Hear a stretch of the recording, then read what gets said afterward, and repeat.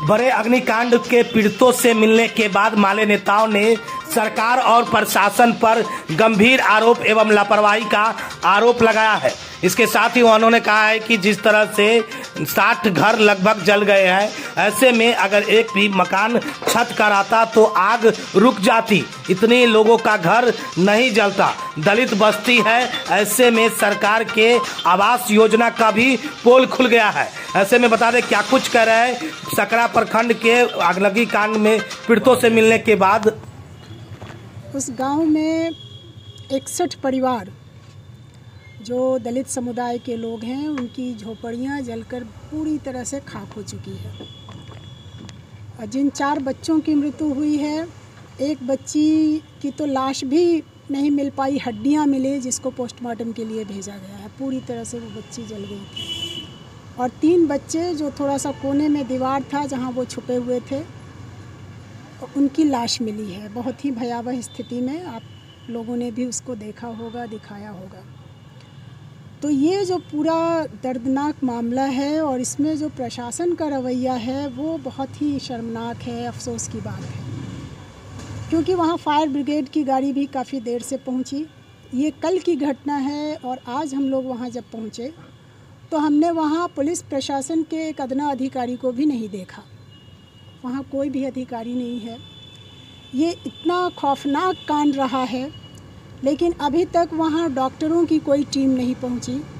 ग्रामीण चिकित्सक अपनी इच्छा से कुछ एसोसिएशन बना के वो लोग वहाँ पहुँचे हैं, लेकिन डॉक्टरों की कोई टीम वहाँ नहीं है, कोई डॉक्टर नहीं है वहाँ पे।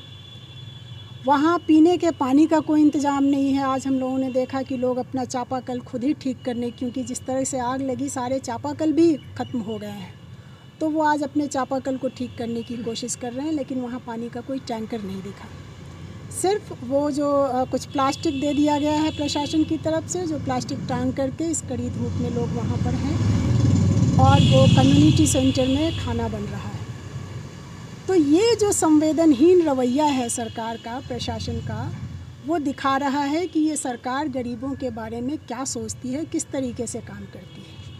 हमारे यहाँ प्रधानमंत्री से लेकर बिहार के मुख्यमंत्री तक हर रोज़ बड़ी बड़ी घोषणाएं करते हैं। पक्का मकान देने की सबको बात की जाती है, पक्का मकान दे दिया गया है।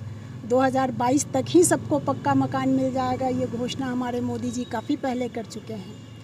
लेकिन जिन लोगों का घर जला है, अगर इनकी ईंट की दीवार होती, अगर छत होता, तो शायद उनका जीवन भर का जो भी उन्होंने संचय करके रखा था वो बच सकता था। इंदिरा आवास बिल्कुल वहाँ पर नहीं है। ये जो 61 परिवारों का घर जला है, किसी का इंदिरा आवास नहीं।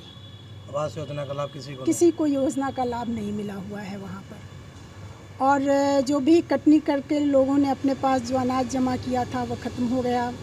एक महिला ने बताया कि अभी हमारा पिछले सप्ताह जो मोटरसाइकिल हमने किस्त पर लोन लेकर के ख़रीदा था, वो किस्त ख़त्म हुआ है, और हम लोगों ने देखा कि वो मोटरसाइकिल पूरी तरह से जल के ख़त्म हो गई। जिसके पास जो कुछ भी साधन था, वो सारा साधन ख़त्म हो चुका है लोगों के पास।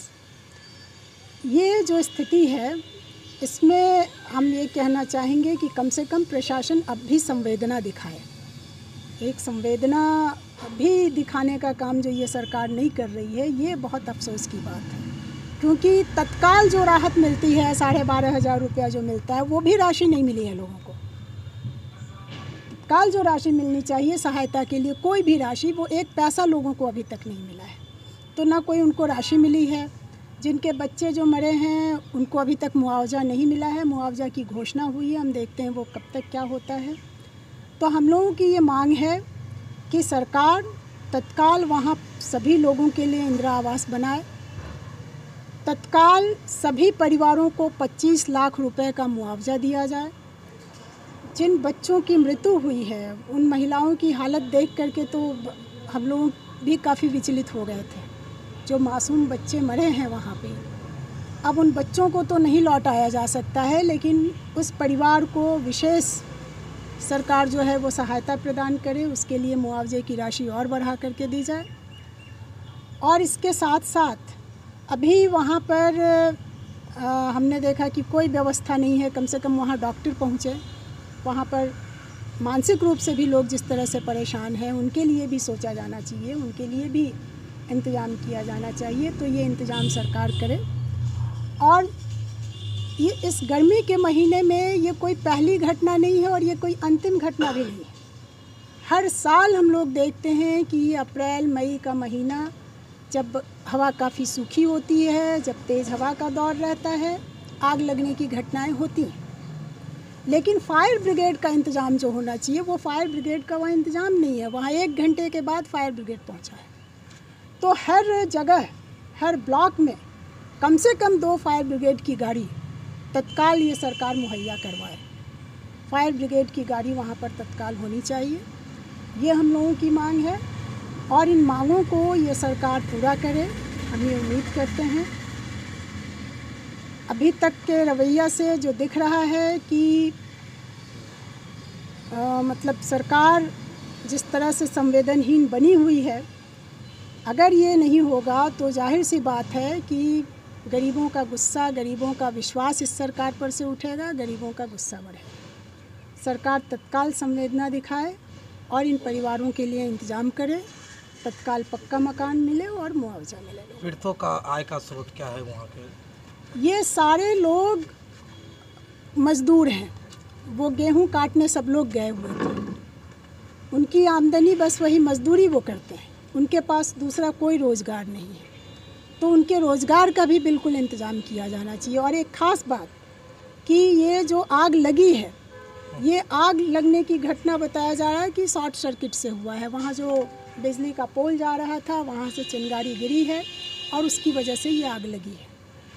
तो बिहार में स्मार्ट मीटर लगा करके हमारी सरकार जो है ये तो गरीबों को तबाह कर रही है। बड़ा बड़ा बिल उनको भेजा जा रहा है।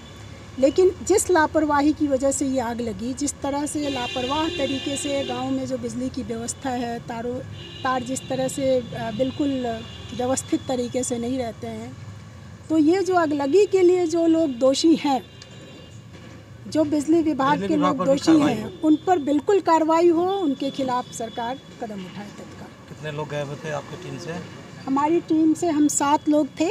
7 लोगों की हमारी ये टीम थी, जिसमें हमारे राज्य के किसान के नेता हैं, कॉमरेड जितेंद्र यादव जी थे, राजेश रंजन जी थे, सूरज है, ये प्रेमलाल जी हैं, हमारे छात्र नेता दीपक कुमार हैं, नौजवान नेता विवेक यादव हैं, फहद जमा जी हैं। ये तमाम लोग थे और भी हमारे वहाँ के लोग थे।